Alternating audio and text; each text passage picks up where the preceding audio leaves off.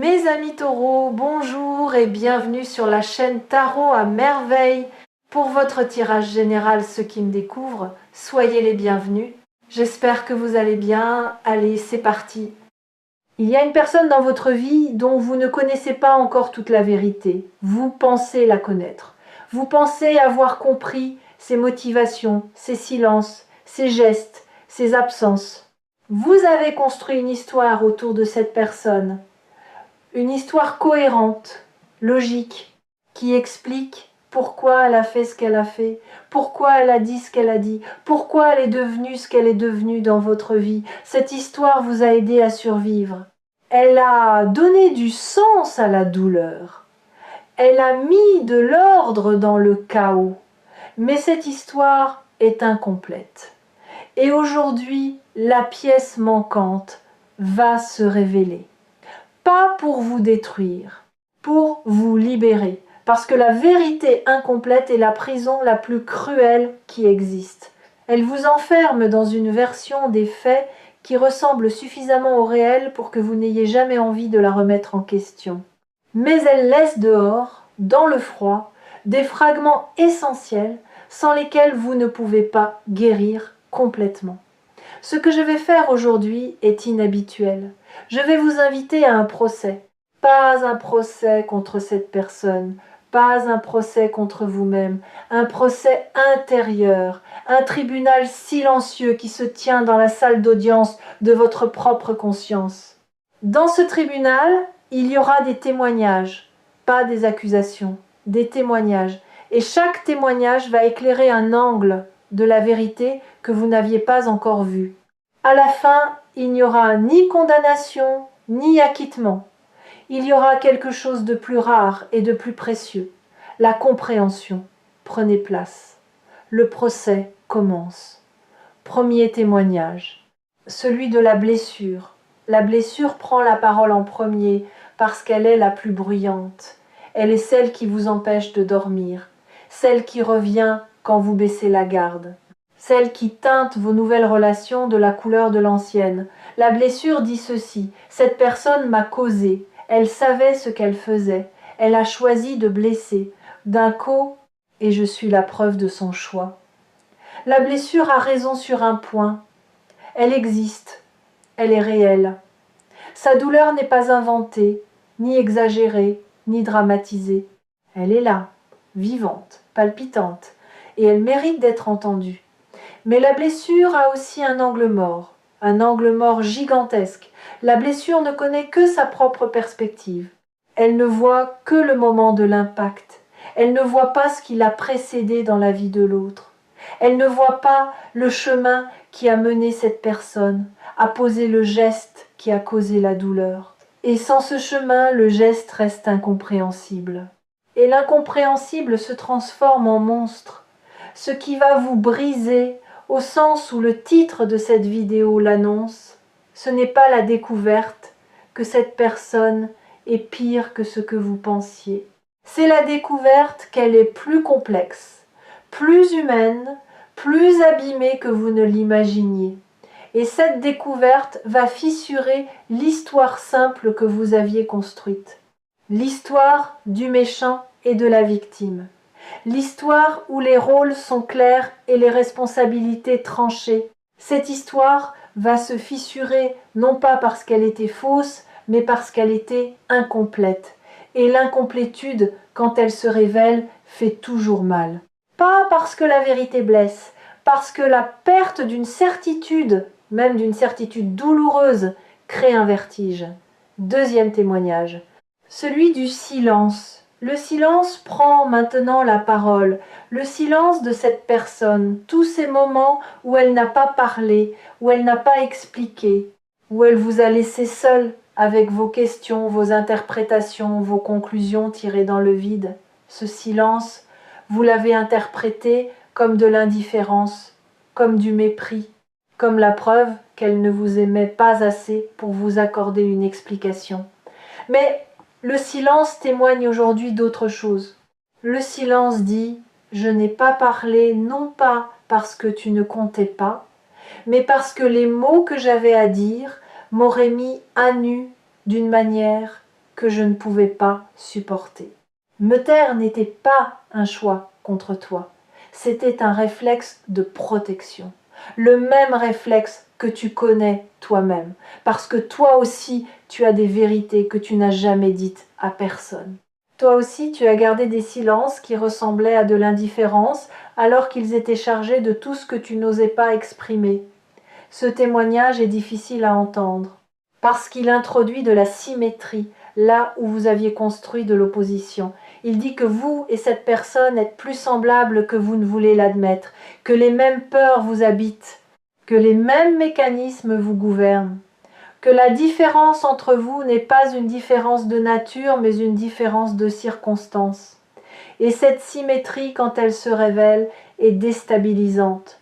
Parce qu'il est plus facile de juger quelqu'un quand on le perçoit comme fondamentalement différent de soi, quand on reconnaît ses propres failles dans l'autre, le jugement perd son tranchant. Et sans le tranchant du jugement, il ne reste que la compréhension nue. La compréhension qui ne choisit pas de camp, qui ne distribue pas les rôles, qui voit deux êtres humains pris dans la même tempête, chacun agrippé à son radeau de fortune, chacun convaincu que l'autre est la cause des vagues alors que les vagues étaient là bien avant leur rencontre. Cette image des deux naufragés peut être la plus juste pour décrire ce que votre relation a été. Deux personnes qui se sont accrochées l'une à l'autre en pleine mer agitée, qui se sont parfois sauvées et parfois enfoncées mutuellement, et qui ont fini par comprendre, chacune à sa manière, que le salut ne vient pas de l'autre. Il vient de la terre ferme intérieure que chacun doit trouver en soi. Troisième témoignage, celui du temps. Le temps prend la parole. Et le temps a une perspective que ni la blessure ni le silence ne possèdent. Le temps voit l'ensemble. Le temps dit ceci, ce que tu as vécu avec cette personne n'était pas un accident. Ce n'était pas une erreur de parcours. C'était un passage, un corridor nécessaire entre la personne que tu étais et la personne que tu es en train de devenir. Chaque interaction, chaque joie partagée, chaque douleur infligée, chaque silence subi, chaque regard échangé, tout cela t'a façonné, pas toujours de la manière que tu aurais choisi, mais toujours dans la direction de ta croissance. Le temps révèle aussi quelque chose que vous n'êtes être pas prêt à entendre. Cette personne, elle aussi, a été façonnée par vous. Votre présence dans sa vie l'a changée. Pas toujours positivement, peut être, mais profondément. Et les blessures que vous portez l'un de l'autre sont les marques d'une rencontre intense. Pas les marques de la haine, les marques de l'impact. Et l'impact n'est possible qu'entre des êtres qui comptent l'un pour l'autre. Deux personnes indifférentes ne peuvent pas se blesser. La douleur, aussi paradoxale que cela puisse paraître, est une preuve de lien. Pas un lien sain, pas nécessairement un lien à conserver, mais un lien réel. Et reconnaître la réalité de ce lien, c'est reconnaître que la relation, aussi imparfaite qu'elle était, n'était pas du vide, elle était de la matière brute, douloureuse, mal taillée, mais de la matière, et c'est avec cette matière que vous construisez votre avenir. Chaque leçon tirée de cette relation est une brique, pas une brique posée contre l'autre, une brique posée pour vous, pour votre propre édifice, pour la maison intérieure que vous êtes en train de bâtir sur des fondations que cette douleur, précisément cette douleur-là, a rendu possible. Prenez un instant pour considérer ceci. Si vous n'aviez pas connu cette personne, si cette relation n'avait pas existé, qui seriez-vous aujourd'hui? Seriez-vous capable de la même profondeur émotionnelle? Auriez-vous développé cette intuition aiguë qui vous permet aujourd'hui de sentir les gens avant qu'ils ne se révèlent? Connaîtriez-vous vos propres limites avec cette précision que seule la douleur peut enseigner? La réponse, honnêtement, est probablement non. Et cette réponse n'est pas une justification de la souffrance. Elle n'excuse rien, elle ne dit pas que c'était bien, elle dit que c'était formateur, que de cette forge vous êtes sortis avec des outils que rien d'autre n'aurait pu vous donner, des outils de discernement, de protection, de choix éclairés. Et ces outils, vous les utiliserez pour le reste de votre vie. Chaque nouvelle relation que vous entrerez portera quelque part dans ses fondations la sagesse acquise dans celle-ci. Chaque nouvelle confiance que vous accorderez sera une confiance informée, pas aveugle. Une confiance qui sait ce qu'elle risque et qui choisit de risquer quand même, non par naïveté mais par courage. Quatrième témoignage, celui de l'ombre. Et voici le témoignage le plus inconfortable de tous, celui que vous voudrez peu être refusé d'entendre. L'ombre prend la parole. Votre ombre, pas celle de l'autre, la vôtre.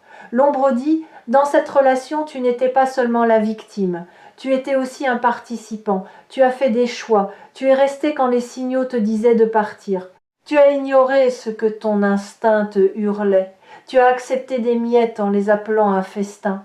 Tu as fermé les yeux sur ce que tu voyais clairement, parce que voir t'aurait obligé à agir, et agir t'effrayait plus que souffrir. Ce témoignage n'est pas un acte de cruauté envers vous-même. C'est un acte de lucidité. Et la lucidité, aussi coupante soit-elle, est la seule lame qui tranche les chaînes. Parce que tant que vous êtes uniquement victime, vous êtes impuissant. La victime subit. La victime attend que l'autre change, s'excuse, répare. Mais le participant a du pouvoir. Le participant peut se dire « j'ai contribué à cette dynamique et donc j'ai le pouvoir de ne plus y contribuer. J'ai accepté ce que je n'aurais pas dû accepter et donc j'ai le pouvoir de ne plus l'accepter. J'ai ignoré mes propres signaux et donc j'ai le pouvoir de les écouter désormais. » Ce passage de victime à participant n'est pas un affaiblissement. C'est le plus grand renforcement que vous puissiez vivre, parce qu'il vous rend le volant. Il vous remet aux commandes de votre propre histoire. Et une histoire dont vous tenez le volant peut prendre n'importe quelle direction, y compris celle de la guérison. Il y a un exercice que je veux vous proposer. Un exercice de courage radical. Prenez un moment, ce soir ou demain, et écrivez 2 lettres. Pas des lettres à envoyer, des lettres à écrire puis à garder ou à détruire. La première lettre est celle que vous écririez à cette personne si vous n'aviez peur de rien. Tous les mots que vous n'avez jamais dits. La colère, la déception, la tristesse, mais aussi les merci que vous n'avez jamais prononcés, les moments de lumière que vous avez partagés et que la douleur a recouverts. Écrivez tout, sans filtre, sans jugement, sans souci de cohérence. La deuxième lettre est plus difficile encore. C'est celle que cette personne vous écrirait si elle pouvait parler depuis son ombre à elle. Depuis cet endroit en elle que personne ne voit. Que se dirait-elle si elle était parfaitement honnête? Que dirait-elle sur ses propres peurs, ses propres inadéquations, ses propres blessures héritées qui l'ont menée à agir comme elle l'a fait? Vous ne pouvez pas connaître cette lettre avec certitude, mais vous pouvez l'imaginer. Et en l'imaginant, en vous glissant un instant dans la peau de quelqu'un que vous avez jugé, vous ouvrirez une fenêtre de compréhension que rien d'autre ne pourrait ouvrir. Vous ne la lirez peu, être qu'une fois, peut-être la brûlerez-vous immédiatement, mais les mots, une fois écrits, existent. Ils ont créé un espace, et cet espace est celui dans lequel la guérison peut enfin se déployer. Cet exercice n'est pas une obligation, c'est une invitation. Et comme toute invitation, vous êtes libre de la décliner. Mais sachez que ceux qui l'acceptent ne le regrettent jamais. Si cette lecture vous a trouvé sur Tarot à merveille, c'est que votre ombre est prête à être entendue. Pas combattue, pas reniée, entendue. Avec la même tendresse que vous accorderiez à un enfant qui avoue une erreur en tremblant, votre ombre tremble aussi. Elle a peur de votre jugement. Mais elle a encore plus peur de rester enfermée dans le silence parce que le silence de l'ombre est le terreau des répétitions. Et les répétitions, vous en avez assez. 5e témoignage, celui de l'intention originelle. Il y a un dernier témoin. Et celui-ci va peut-être vous surprendre le plus. Ce témoin, c'est l'intention originelle de la relation. L'énergie qui existait au tout début, avant la douleur, avant les malentendus, avant l'érosion. Revenez à ce premier moment, à cette première rencontre, ce premier échange, cette première sensation, Il y avait quelque chose de pur là-dedans. Quelque chose qui n'appartenait ni à vos blessures respectives, ni à vos mécanismes de défense. Une étincelle de reconnaissance, de curiosité, d'ouverture. Deux êtres humains qui se sont regardés et qui, l'espace d'un instant, se sont vus sans filtre. Cette intention originelle n'a pas été détruite par ce qui a suivi. Elle a été ensevelie, recouverte par les couches successives de déception, de non-dit, de maladresse et de peur. Mais elle est encore là, sous les décombres, intacte. Et aujourd'hui, elle témoigne, elle dit « Ce qui a commencé entre vous n'était pas un mensonge. Le début était vrai. Et c'est parce que le début était vrai que la suite a fait si mal. On ne souffre pas de la fin de quelque chose de faux. On souffre de la fin de quelque chose de vrai qui n'a pas su se maintenir. Cette distinction est fondamentale. Elle vous libère de l'idée que tout était une illusion, que vous avez été dupe, que votre cœur vous a trompé. Non, votre cœur a vu quelque chose de réel. Et ce quelque chose de réel n'a pas survécu, pas parce qu'il était faux, mais parce que les deux personnes qui le portaient n'étaient pas encore prêtes à le soutenir, pas assez guéries, pas assez conscientes, pas assez libres de leur propre chaîne pour offrir à cette étincelle l'espace dont elle avait besoin pour devenir un feu durable. Et voici peut être la révélation la plus difficile de toutes. Si cette même rencontre se produisait aujourd'hui, avec la personne que vous êtes devenue, avec la conscience que vous avez acquise, avec les outils que cette douleur vous a forgés, l'histoire serait peut être différente. Non pas parce que l'autre aurait changé, parce que vous auriez changé, parce que vous auriez posé des limites là où vous aviez laissé passer, parce que vous parleriez là où vous aviez gardé le silence, parce que vous partiriez là où vous étiez resté par peur du vide. Cette prise de conscience n'est pas un regret, c'est une preuve de croissance. La preuve que vous n'êtes plus la personne qui a accepté ce qui était inacceptable, et cette preuve est votre diplôme. Le diplôme de l'école la plus dure et la plus efficace qui existe, celle de la relation humaine dans toute sa beauté féroce, le verdict. Les témoignages sont terminés, la blessure a parlé, le silence a témoigné, le temps a offert sa perspective, l'ombre s'est confessée, l'intention originelle a rappelé ce qui était vrai. Et maintenant, le verdict. Ce verdict n'est pas ce que vous attendez, il n'y a pas de coupable, il n'y a pas d'innocent. Il y a deux êtres humains blessés qui ont fait de leur mieux avec les outils qu'ils avaient, et leurs outils étaient abîmés, émoussés par leurs propres histoires, rouillés par leurs propres peurs. Ceux qu'ils ont construits ensemble portaient la marque de ces outils imparfaits, et le résultat naturellement était imparfait, le verdict et la compréhension. Et la compréhension ouvre une porte que le jugement garde verrouillée, la porte du lâcher-prise. Pas le lâcher-prise passif qui dit « tant pis, je m'en fiche ». Le lâcher-prise actif qui dit « je comprends ». Je ne cautionne pas, je ne reviens pas, mais je comprends. Et dans cette compréhension, je me libère du besoin de haïr, du besoin de punir, du besoin de rejouer la scène indéfiniment dans ma tête en cherchant ce que j'aurais dû dire, ce que j'aurais dû faire, ce que j'aurais dû voir. Ce lâcher-prise, c'est le changement dont parle le titre, le vrai changement. Pas le changement spectaculaire, le changement cellulaire. Celui qui se produit dans les couches les plus profondes de votre être et qui modifie, silencieusement mais irréversiblement, votre manière de porter le passé. Vous ne le portez plus sur vos épaules. Vous le portez dans votre poche, léger, accessible si vous avez besoin de vous rappeler la leçon, mais n'écrasant plus votre posture, ne déformant plus votre dos, ne pesant plus sur chaque pas que vous faites vers l'avant. Vous allez aussi découvrir quelque chose d'inattendu, de la gratitude, pas de la gratitude pour la douleur, jamais pour la douleur, mais de la gratitude pour ce que la douleur vous a révélé sur votre propre résistance, sur votre propre capacité à traverser l'invivable et à en sortir, non pas intact, car personne ne sort intact de l'amour vrai, mais entier, Il y a une différence immense entre être intact et être entier. Intact signifie que rien ne vous a touché.